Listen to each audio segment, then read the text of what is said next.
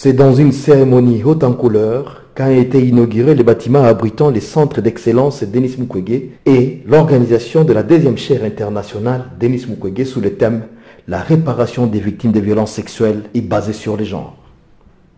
Ces événements ont eu lieu à l'Université évangélique en Afrique, située dans le quartier Panzi à Bukavu, et plusieurs invités ont répondu présents à cet appel.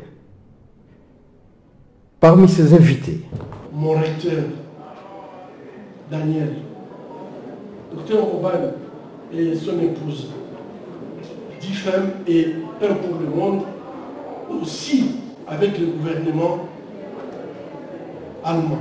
La représentante d'Angers, Taxi, Bérangère, l'ILB, Liège, avec la rectrice qui est psychologue, l'Université de Montréal, Global Survivor Fund. Et la liste n'est pas exhaustive. Pour le docteur Mukwege, la situation sécuritaire précaire n'a pas empêché la tenue de ses assises. Et il en exprime en ces termes. Lorsque nous sommes dans ces congrès, notre pensée va vers cette population qui est en train de revivre une histoire triste. Après avoir envahi et sémé les régions de Bunagana et de Rutshuru, terroristes de M23, essentiellement déployés sur notre territoire par le Rwanda et soutenus par l'Ouganda, sont à nouveau à la porte de Goma, le chef-lieu de la province du Nord Kivu. Et à l'ambassadeur d'Allemagne de renchérir. La guerre en Europe ne peut pas cependant être pour nous faire oublier les atrocités que commettent les groupes armés à l'est de la RDC et les milliers de Congolais en proie aux tribulations de toutes sortes. Ces derniers jours, la reprise des combats près de Rutshuru a condamné les populations locales, et en particulier les femmes, à fuir leur domicile, abandonnant toutes leurs activités économiques.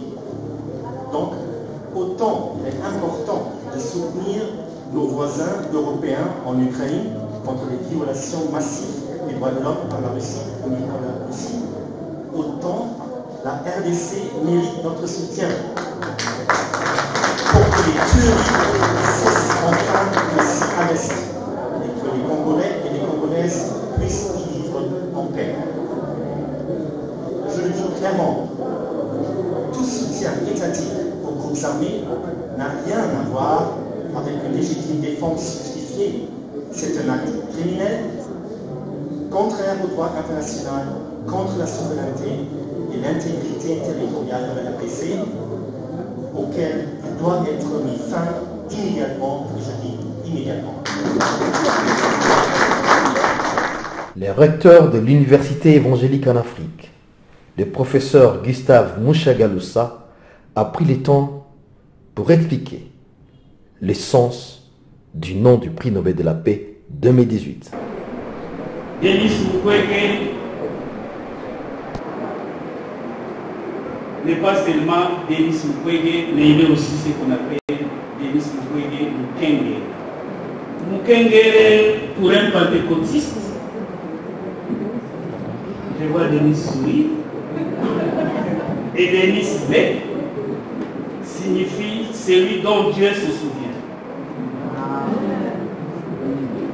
Pas pour ses mauvaises heures, mais pour ses bonnes heures. Denis Mukwege, Mukengere, pour un Congolais du Sud Kivu, et Denis Lé. Mukengere, dialectiquement, ça signifierait aussi celui dont le roi se souvient. Denis est un fils du Sud Kivu. Ces assises dureront 3 jours et sont ouvertes aux scientifiques.